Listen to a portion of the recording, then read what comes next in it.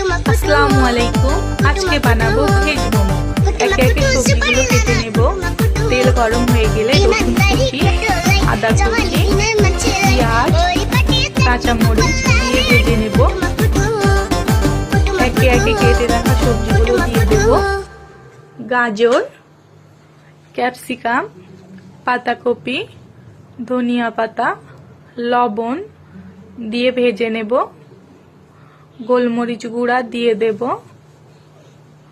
সবজি সিদ্ধ হয়ে গেলে সয়া সস দিয়ে দেব। একে একে লেচিগুলো বেলে নেব। পুর দিয়ে সুন্দর একটা শেপ দেব। 10 মিনিটের জন্য ভাপাতে দেব। কেমন হয়েছে জানাবেন।